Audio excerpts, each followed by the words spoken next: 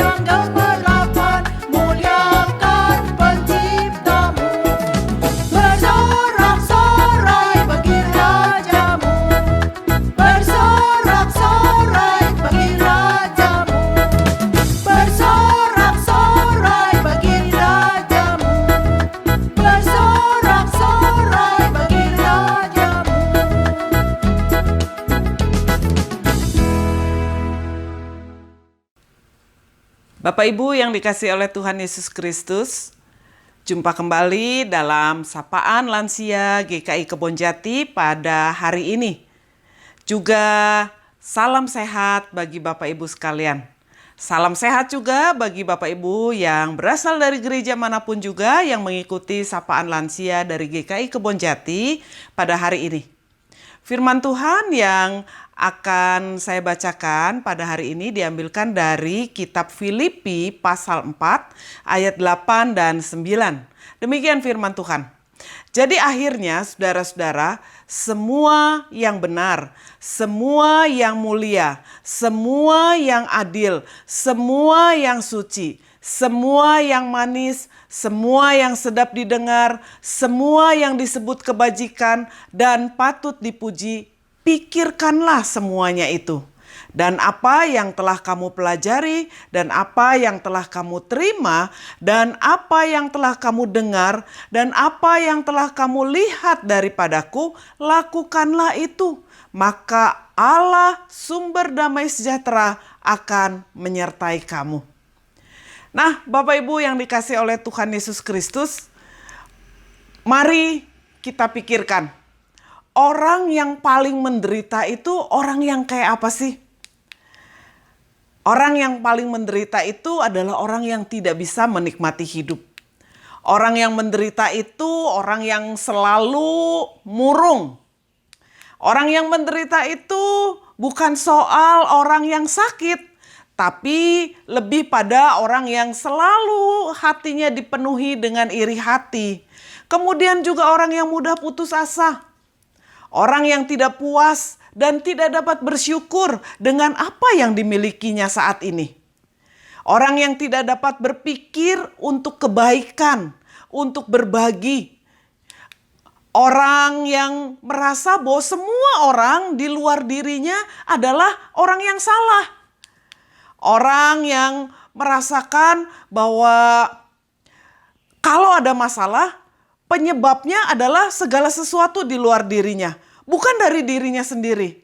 Nah, Bapak Ibu sekalian, dan ada banyak lagi hal yang mau menunjukkan bahwa ada banyak orang yang mengalami ketidaksukacitaan. Rasanya hidup ini menderita, rasanya hidup ini tidak menyenangkan. Orang demikian adalah orang yang paling menderita dan mungkin juga tidak menyenangkan buat orang lain. Dalam firman Tuhan yang kita baca pada hari ini, Paulus hendak mengajarkan dan kalimat yang penting itu ada di bagian akhir dari ayat yang ke-9. Paulus mengatakan demikian, maka Allah sumber damai sejahtera akan menyertai kamu. Apa artinya Bapak Ibu sekalian bahwa Allah sumber damai sejahtera akan menyertai kamu? Firman Tuhan ini mau mengajarkan demikian. Sang guru kehidupan, yaitu Yesus Kristus, telah mengingatkan kita bahwa kehadiran Yesus itulah hidup sesungguhnya. Dan jauh lebih penting dari apapun juga.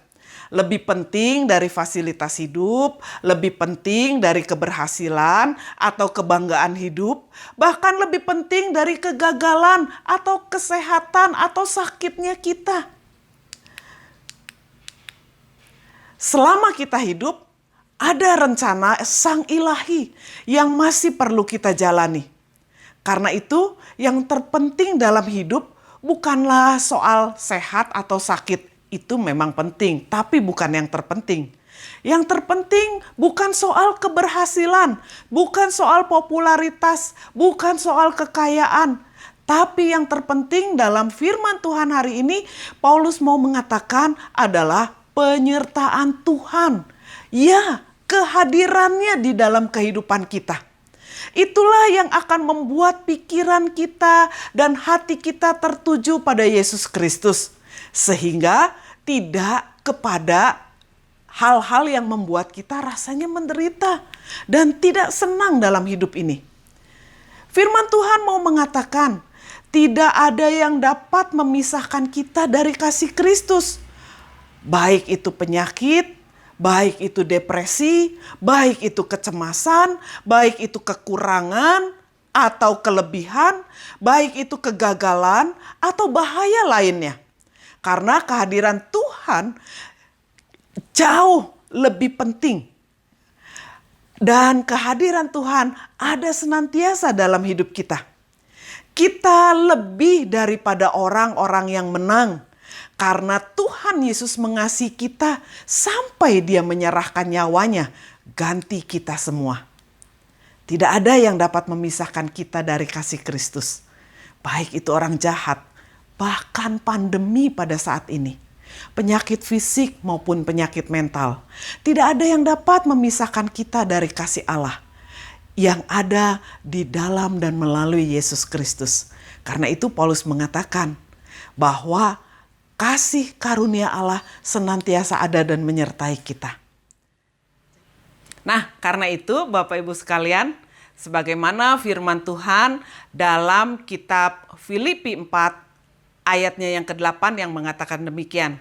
Jadi akhirnya saudara-saudara, semua yang benar, semua yang mulia, semua yang adil, semua yang suci, semua yang manis, semua yang sedap didengar, semua yang disebut kebajikan dan patut dipuji, pikirkanlah semuanya itu.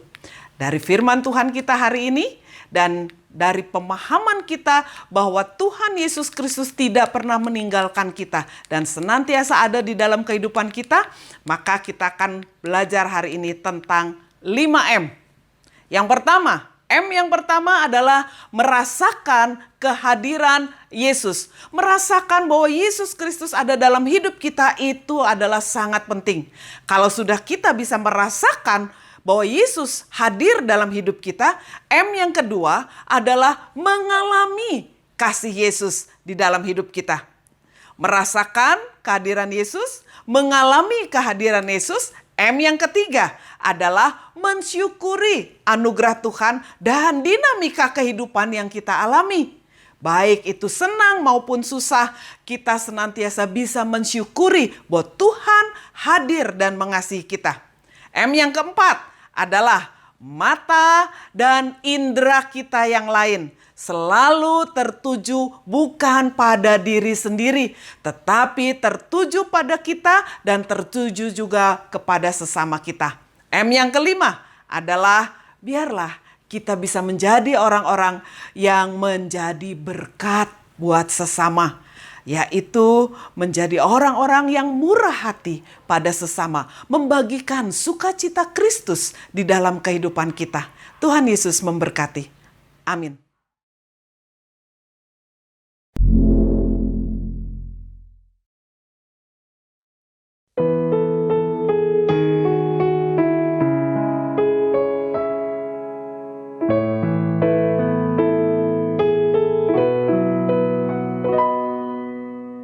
Saat di hidupku,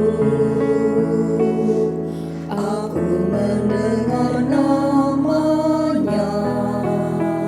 Bagiku dia datang, ku diubahkannya. Ku dengar terus namanya. Tiap saat ku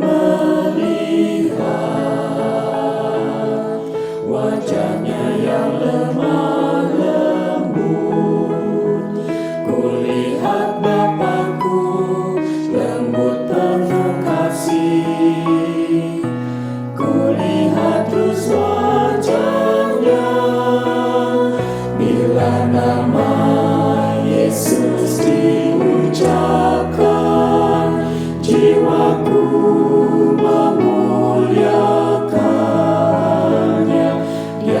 membalut tiap hati yang pecah oleh anaknya Yesus Immanuel.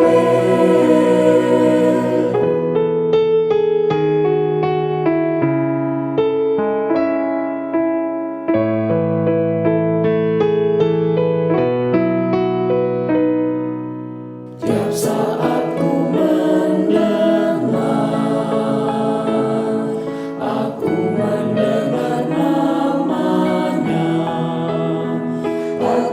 selalu kan diubahkannya, kulihat terus wajahnya.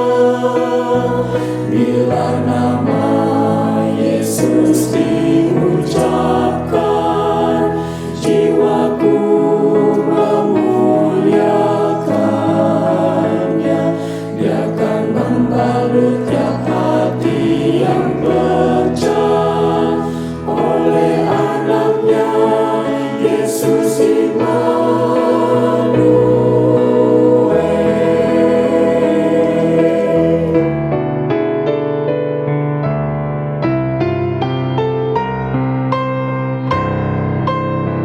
Bila nama Yesus diucapkan,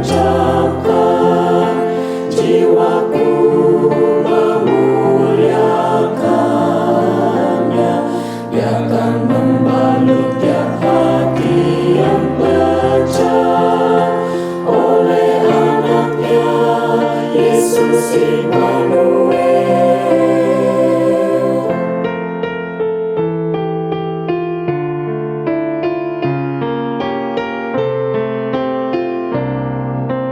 Tiap saat ku melihat wajah kasih-Nya Tuhan,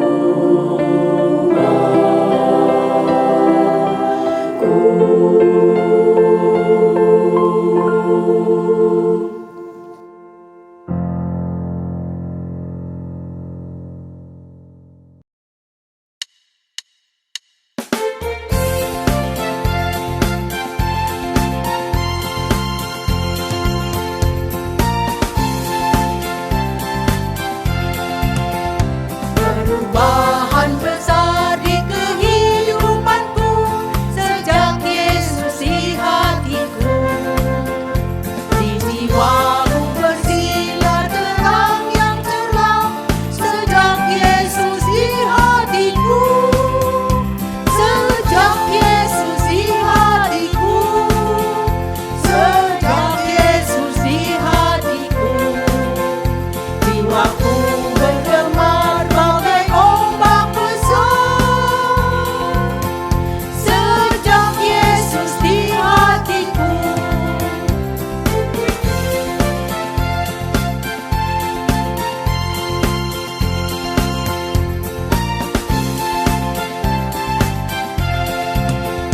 Aku tobat kembali ke jalan benar sejak Yesus di hatiku.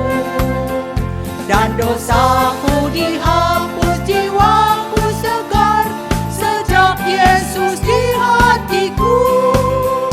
Sejak Yesus di hatiku. Sejak Yesus di hatiku.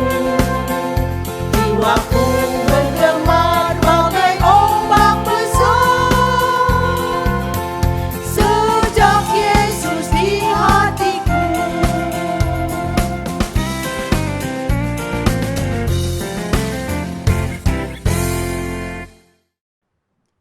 Oma, opa yang terkasih dalam Yesus Kristus, sebelum kita mengakhiri acara sapaan lansia pada hari ini, kita akan mengucapkan selamat ulang tahun kepada teman-teman lansia yang berulang tahun, yaitu tanggal 13 Februari Ibu Marta Setiadi. Yang kedua, tanggal 14 Februari Bapak Rudi Alung. Dan ketiga, 20 Februari adalah Bapak Denny dan 21 Februari adalah Ibu Goatli. Selamat ulang tahun kepada Bapak Ibu, semoga panjang umur, sehat selalu, dan sukacita bersama dalam Tuhan. Demikian acara sapaan lansia pada hari ini, semoga menjadi berkat bagi kita semua. Mari kita berdoa. Allah Bapa yang di surga, puji dan syukur kami panjatkan ke hadapan hadirat-Mu. Kiranya Tuhan akan selalu membimbing dan melindungi hari lepas hari. Tuhan yang kasih napas kehidupan bagi kami. Dan Tuhan juga yang memberikan kesehatan di mana Bapak Ibu yang berulang tahun bertambah 1 tahun. Tuhan yang selalu menguatkan mereka. Dan Tuhan juga yang akan memberkati keluarganya semua. Bapa yang di surga, semua ini kami hanya menyerahkan ke dalam tangan-Mu. Kiranya Tuhan akan mendengarkan doa kami yang tidak sempurna ini. Dalam nama Tuhan Yesus Kristus, kami berdoa dan mengucap syukur. Amin.